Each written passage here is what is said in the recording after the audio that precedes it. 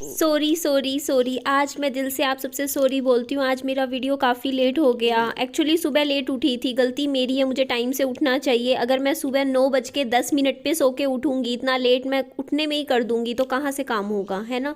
Time से उठोगे तभी time से काम होगा। और ये कोई एक्सक्यूज़ नहीं होते कि हाँ बाबू रात को 2-3 बजा देता है। चाहे वो 2 बजे सोए, चाहे 3 बजे सोए, चाहे आप कितने बजे भी रात को सोए, टाइमली आपको सुबह ज़रूर उठना चाहिए। और ये देखिए, पहले आप ये बताइए कि मेरी मम्मी कैसे लग रहे हैं। मेरी मम्मी का सूट कितना सुंदर लग रहा है ना। मम्मी जा रहे हैं बर्थडे पार्टी में। अब मेरी मम्मा ना, जैसे कभी ओकेशन होता है, किसी की पार्टी फंक्शन होता है तो हम ज़रूर जाते हैं। अपना अब मम्मी कहते हैं कि अब मैं थोड़ा फ्री हो गई हूँ, अपना इतनी टेंशन नहीं रहती कि पहले होता था, लेकिन अब तो बिल्कुल अपनी अच्छे से लाइफ इंजॉय कर रहे हैं। ये हमारा पड़ोस का बच्चा है। और ये देखो, विहान ने पूरा फर्श ख़राब कर दिया था, बाद में सफाई करी मैंने। तो मैंने इस बाबू को ना साइकिल दे दी थी। मैंने कहा साइकिल आराम से चला लो, कोई दिक्कत नहीं है मुझे। बाबू, विहान कहाँ है पापा जी? विहान। मम्मी बर्थडे पार्टी में गई थी और ये देखिए क्या लेकर आई हैं। ये लाए हैं रसगुल्ले, ये भाजी है, साथ में पाव नहीं लाए हैं। मैं मम्मी से यही पूछ रही थी, मैंने कहा पाव भाजी में पाव का है। मम्मी बोलते इतना टाइम नहीं था, गरम कर रहे थे पाव। मैं खाली भाजी भाजी ले आई, रोटी के साथ खा लेंगे। और ये है केक, ये बाबू के लिए आए हैं specially cake. Good morning everyone. ये देखिए बाबू को लेके जा रही हूँ दुकान तक सुबह सुबह। अभी 9:30 बजे का टाइम हो रखा है और आज मैं उठी हूँ सुबह 9:10 पे। सिर्फ 20 मिनट पहले सो के उठी थी क्योंकि विहान रात को 3 बजे सोया था। तो ना मैं लेटी रहती हूँ आंख बंद करके, थोड़ा मतलब कच्ची पक्की सी नींद मेरी फिर पूरी नहीं होती। तो मैं कहा मैं अब ना, कहते हैं ना सुबह जल्दी उठना चाहिए, जल्दी उठना चाहिए। जल्दी उठना उनके लिए होता है जो रात को टाइम से सो पाए, है ना।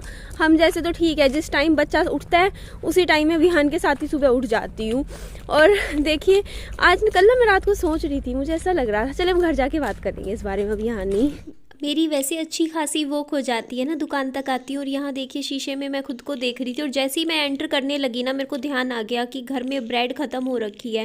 मतलब बहुत ज़्यादा ब्रेड नहीं खाते हैं, कभी कभी खा लेते हैं। तो इसीलिए मैं कहा एक पैकेट, और वैसे भी मैं ब्राउन ब्रेड ही खरीदती हूँ। यहाँ पर मैं एक्सपायरी चेक कर रही थी तो ये यहाँ पर मैंने एक पैकेट देखिए ब्रेड का ले लिया है। अब हम अंदर चलते हैं और मुझे रस भी खरीदने थे, हाँ रस लेने हैं। इसके अलावा हम यहाँ पे खरीदेंगे 2 पैकेट रस के,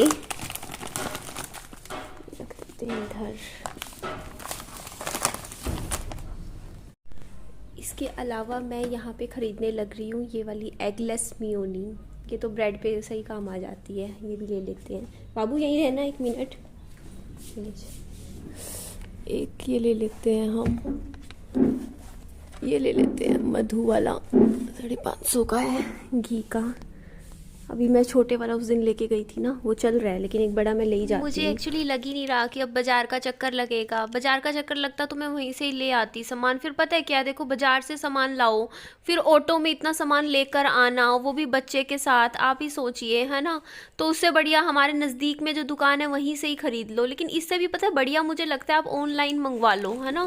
घर पे सामान दे के जाते हैं सारा, ना आपको दुकान तक भी जाने की ज़रूरत होती। बट चलो कोई नहीं, ये दुकान तो हमारे घर के नज़दीक में ही है। जैसे अगर हमारा ज़रूरी नहीं है कि स्पेशल आना हो, आप सुबह शाम थोड़ा बहुत वॉक करने भी निकलते हैं, घूमते हैं, तब भी आप आ सकते हो यहाँ पर, है ना।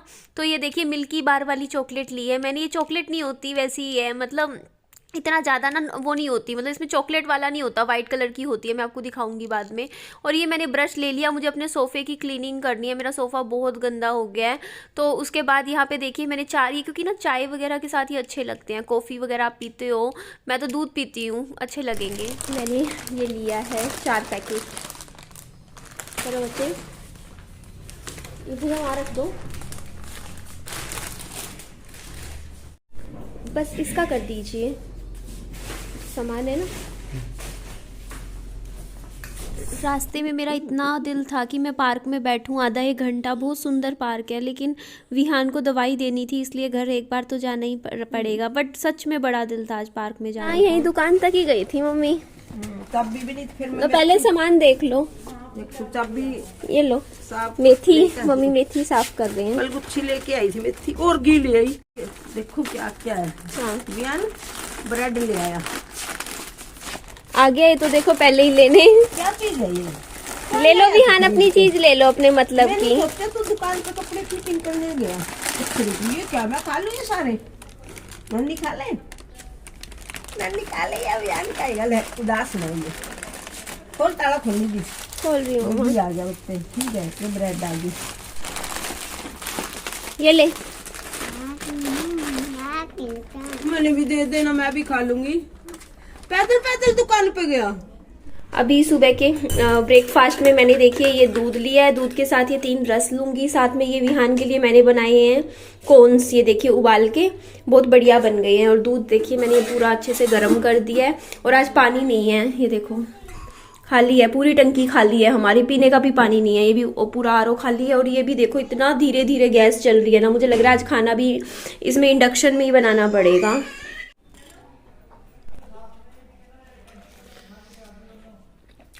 मम्मा को विहान के पास छोड़ आई हूँ, सो गया था, सुला के आई हूँ। रात जल्दी सुलाया है, 2 बजे सुला दिया, फिर वही है ना रात को लेट कर देता है, वरना 5 बजे नहीं सोएगा, तो आज टाइम से रात को सो जाएगा। ये पार्क मेरे घर से थोड़ा दूर है, बट मैं इसमें आ गई। और ये मुझे लग रहा है अब लगाए हैं, बहुत सुंदर लग रहे हैं ना ये।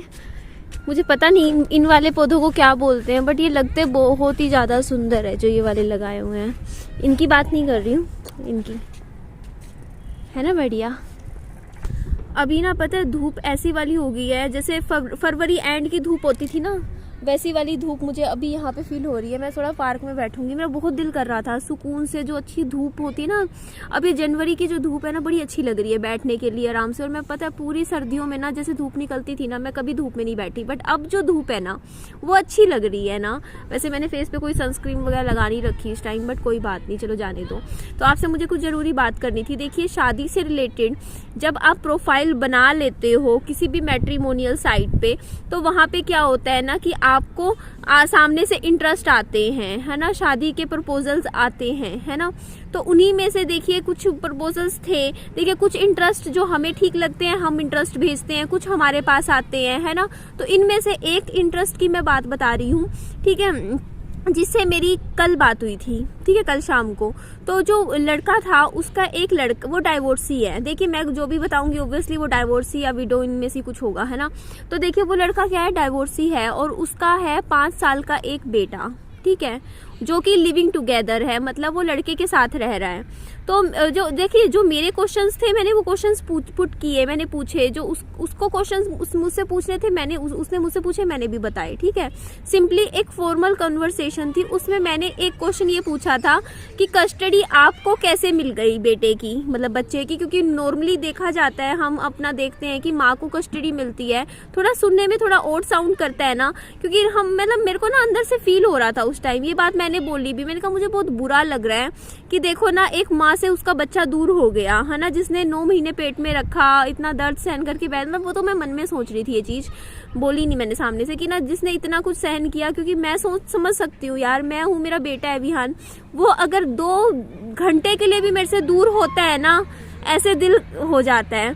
तो मैंने यही पूछा कि कस्टडी उनको माँ को क्यों नहीं मिली। तो उन्होंने बताया कि माँ ने कुछ गड़बड़ की थी, कुछ गलतियां करी थी, कुछ चीजें उनकी साइड से गलत हो गई थी, जिसकी वजह से कोर्ट ने जो है कस्टडी फादर को दे दी। बोलते उन्होंने मांगी थी, माँ ने भी कस्टडी मांगी थी, अप्लाई भी किया था कस्टडी के लिए, लेकिन उनको कस्टडी दी नहीं गई।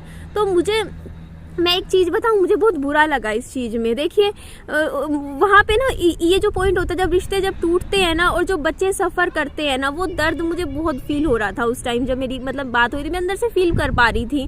देखिए अब जैसे मेरा बेटा है विहान, उसको कुछ नहीं पता ना, उसको फादर का मतलब ही नहीं पता, उसको दुख नहीं है अभी, है ना। लेकिन वैसे ही वो भी बच्चा छोटा होगा तो उसको भी मदर का मतलब नहीं पता, जिसने 2 वो बच्चा सिर्फ अपनी माँ के पास 3 महीने रहा है, सिर्फ 3 महीने, और उसके बाद उसने माँ नहीं देखी, है ना। तो उसे क्या दुख, बच्चे को माँ क्या होती है क्या नहीं। 5 साल का हो गया, फादर ने कर दिया, है ना।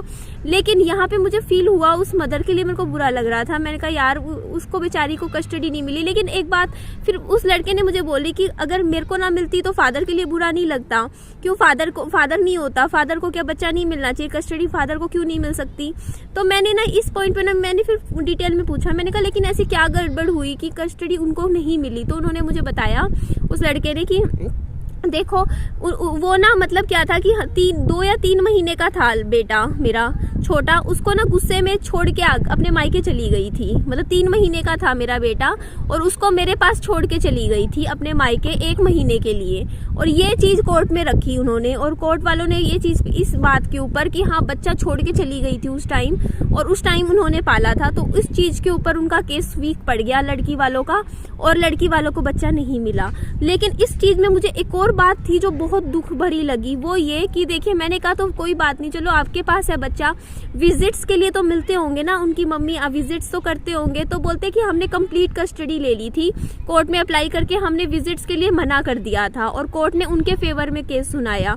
इसका मतलब मुझे फिर और बुरा लगा उस मदर के लिए। देखिए उस मदर को एक तो बच्चा नहीं मिला, जिसने अपने 9 महीने पेट में रख के यार बच्चा पैदा किया, उस माँ को एक तो बच्चा मिला ही नहीं, कोर्ट ने उसके फेवर में केस ही नहीं सुनाया, जबकि वो बच्चा की कस्टडी चाहती थी। चलो ठीक है, उसको कस्टडी नहीं मिली, फिर उस माँ ने अप्लाई किया विजिट्स के लिए कि उसको हर महीने विजिट के लिए बच्चे के लिए विजिट मिले, और वो विजिट वाला केस भी खारिज कर दिया गया। मतलब कंप्लीट ले ली गई कस्टडी, उस माँ को विजिट्स भी नहीं मिली बच्चे की। और इसका मतलब मैंने पूछा, फिर मैंने कहा आखिरी टाइम उस माँ ने कब देखा था अपना बच्चा? बोलते 3-4 साल हो गए, जब डाइवोर्स 2019 में कंप्लीट हो गया था। देखो 2020, 21, 22, 23 आ गया, 3.5 साल से उस माँ ने अपना बच्चा नहीं देखा। मेरा ऐसे हो गई यार, मेरा दिल में बहुत पेन हुआ ये बात सुन के। और मैंने फ़ोन पे भी ये बात बोली, मैंने कहा मेरी कन्वर्सेशन हो रही थी, क्योंकि एक फॉर्मल कन्वर्सेशन थी, मैंने कहा मुझे उस माँ के लिए बहुत बुरा लग रहा है, सच में बहुत फील हो रहा है। तो फिर उसने सामने से बोला कि देखो हमने कंप्लीट कस्टडी इसलिए ली थी क्योंकि देखो कल को क्या होता है कि बाई चांस अब देखो मेरी शादी होएगी कहीं और उनकी भी शादी कहीं होगी, तो जो पार्टनर्स हैं उनको अच्छा नहीं लगेगा कि हाँ वो बार बार मिले। अब मान लो अगर मेरी शादी तुम्हारे साथ हो जाती है, क्या तुम्हें अच्छा लगेगा कि मैं अपनी पहली एक्स वाइफ के साथ विजिट्स करूँ, बच्चे के लिए मिले? तो वो चीज़ इसीलिए कंप्लीट आगे मेरी लाइफ भी अफेक्ट करती, उनकी भी अफेक्ट करती, इसीलिए पूरा कंप्लीट कट ऑफ करके कस्टडी ले ली गई। तो मैं बताऊं, मैं अपना एक नेचर बताऊं, मेरे को सोच के ही ना मतलब ऐसे फील होता है कि देखो मेरा देखो हर किसी का अपना नेचर होता है, बट अगर मेरे को ही ऐसा सिनेरियो मिले ना तो मैं तो ना हर महीने मिलवा दूं, मतलब उन लेडी को उनके बच्चे से हर महीने मिलवा के अकेली मिलवाने चली जाऊं। बेशक मुझे फील नहीं होगा, लेकिन मैं कभी ये नहीं चाहूंगी कि ना देखो किसी माँ से उसका बच्चा 2.5-3 साल वो अपनी नज़रों के सामने भी ना देख पाए।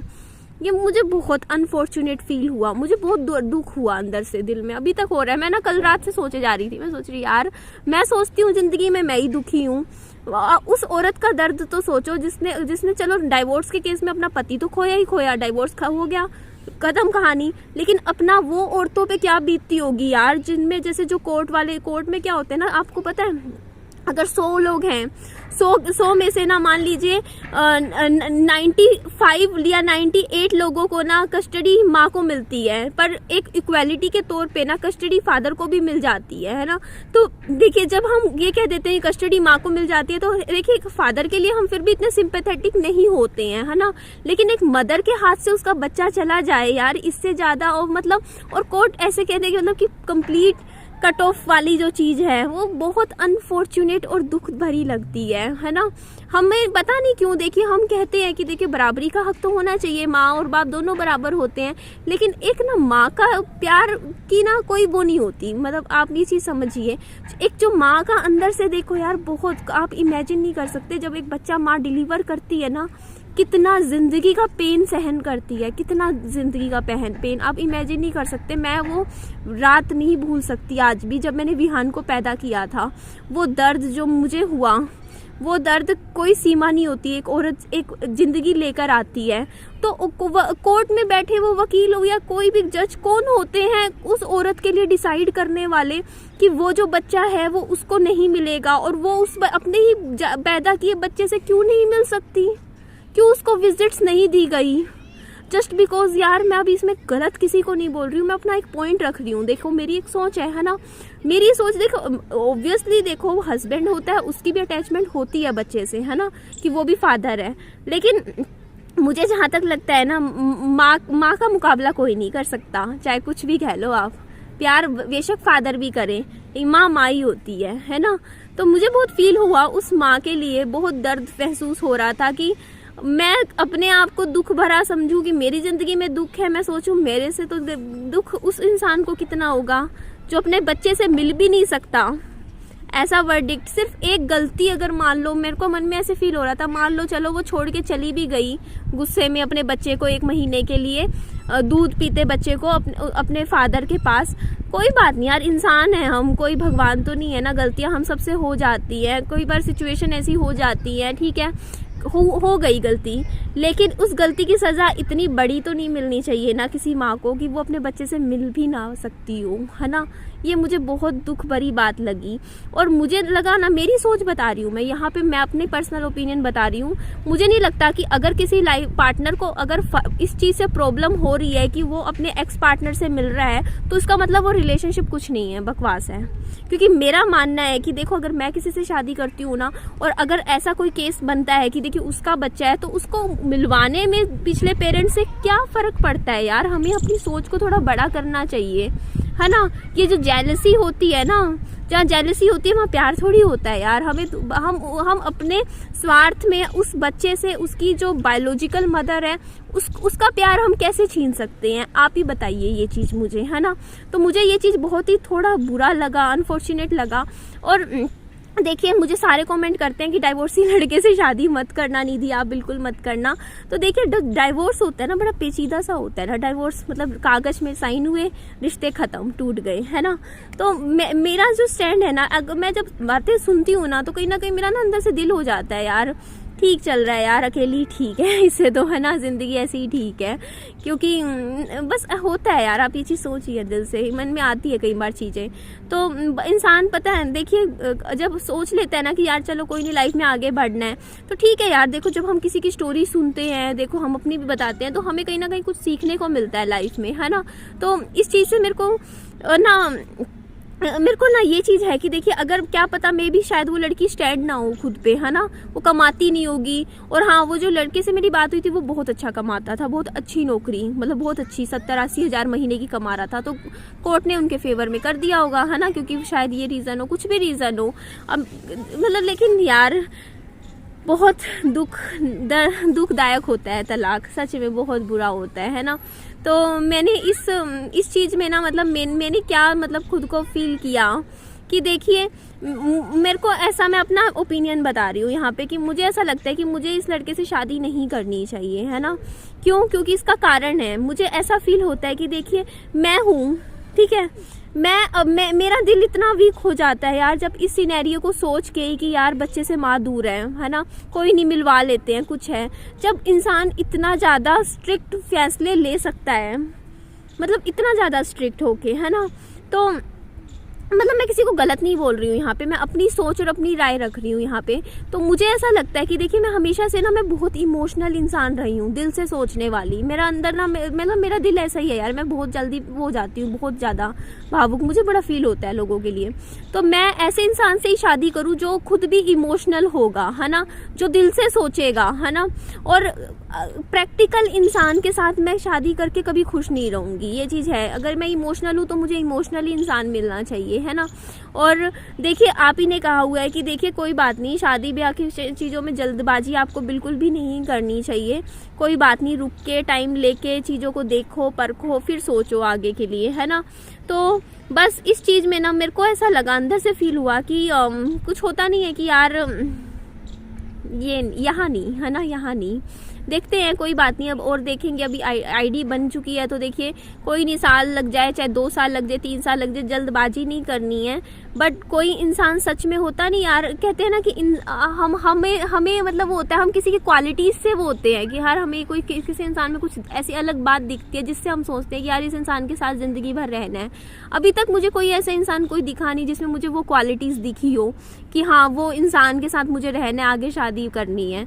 कभी ऐसा होगा तो ठीक है, नहीं होगा तब भी अकेले ठीक है, मतलब। लेकिन प्रैक्टिकल लोगों के साथ मैं कभी शादी नहीं करना पसंद करूंगी, हमेशा जो दिल से सोचे। मेरे हस्बैंड थे ना सनी, वो बहुत इमोशनल इंसान थे, मैं भी इमोशनल थी, इसीलिए हम दोनों की आपस में बहुत अच्छी बनती थी, हम खुश रहते थे। क्यों? क्योंकि दिल से सोचते थे, दिमाग से नहीं फैसले लेते थे। तो वही चीज़ है, मैं हमेशा से ऐसी ही हूँ। और मैं भी यही चाहूँगी कि आगे भी मुझे कोई इंसान मिले तो इमोशनल ही मिले। तो देखा जाएगा लाइफ में। बस ये इंसिडेंट हुआ ना, मैं आपके साथ इसलिए शेयर कर दी है बात भी, क्योंकि मैं खुद अंदर तक ना फील हो रहा था, मतलब मैं चीज़ों को इमेजिन नहीं कर पा रही थी। मतलब मैं उस माँ का दर्द नहीं समझ पा रही थी कि उस माँ पे क्या बीती होगी, है ना, कि कोर्ट ने क्यों मतलब उसके फेवर में तो चाहे नहीं भी सुनाया फैसला, लेकिन उसको विजिट्स तक नहीं दी उस माँ को, लेकिन जबकि वो कोशिश कर रही थी। It's unfortunate. तभी तो कहते हैं ना कि अगर जैसे मैं हूँ, विहान को ना मेरे पति के गुजरते ही मैं अपने साथ ही ले आई थी, और अब अगर कोई केस डाल ही नहीं सकता मेरे ऊपर तो कस्टडी के लिए, क्योंकि फर्स्ट ऑफ ऑल तो माँ को ही मिलेगी अगर हस्बैंड एक्सपायर हुए हैं तो। और अगर कोई ऐसा भी केस होता तो भी देखो, मैं अगर अपना बच्चा छोड़ के ससुराल में आ जाती ना तब दिक्कत होती। उन्होंने गेम तो खेली थी, उन्होंने मेरे को फ़ोन करके उस टाइम बोला कि ना नाम लिखवाना है विहान का हमारे यहाँ पर आंगनवाड़ी में, कुछ उसके कागज़ दे दो, आधार कार्ड वगैरह। मैंने नहीं दिए विहान के आधार कार्ड, मैंने यहाँ पे आधार कार्ड बनवाया विहान का, हिसार का आधार कार्ड बनवाया, क्योंकि यहीं पर ही पैदा हुआ था विहान हिसार में, और उसके जो कागज़ है सारे यहाँ के ही हैं। तो यहीं पर ही आंगनवाड़ी में भी नाम लिखवाना होगा, मैं यहीं पे ही लिखवाऊंगी हिसार में, क्योंकि मेरे साथ रह रहा है, मेरे पास प्रूफ है कि 45 दिन से लेके 2.5 साल का आज तक मेरे पास ही रहा है, और आगे भी मेरे पास ही रहेगा। तो मेरे से तो मेरे पास ही रहनी है, विहान की कस्टडी मतलब ही नहीं बनता, सवाल ही नहीं उठता। तो वही चीज़ मैं बता रही हूँ। बाकी कि ना इन चीज़ों में ना कई बार क्या होता है कि हम कई लोग बेवकूफ़ बन जाते हैं ना, उनको इतनी नॉलेज नहीं होती, समझ नहीं होती, और क्या है यार क्या है ना। तो बस यही चीज़ थी, मेरे एक मतलब चीज़ थी, मैंने कहा मैं सोचा मैं आपके साथ शेयर कर दूं। आप ही बताइए ना, मतलब नहीं ना सही है ना, मैंने बैक स्टेप लिया, ठीक नहीं लग रहा ना, मतलब कुछ ना सुनने में कुछ चीज़ें ना ठीक नहीं लग रही, मुझे नहीं लग रही ठीक। तो कोई बात नहीं, आगे बहुत लंबा है सफ़र, कर रहे हैं हम, तय करते रहेंगे। तो चलिए जी, इस वीडियो का मैं यहीं एंड कर देती हूँ। मेरी वीडियो अच्छी लगे तो लाइक कीजिएगा, चैनल को सब्सक्राइब और दोस्तों में फ्रेंड्स में शेयर भी कर दीजिएगा। अपना खूब सारा ध्यान रखिएगा। Bye bye, take care.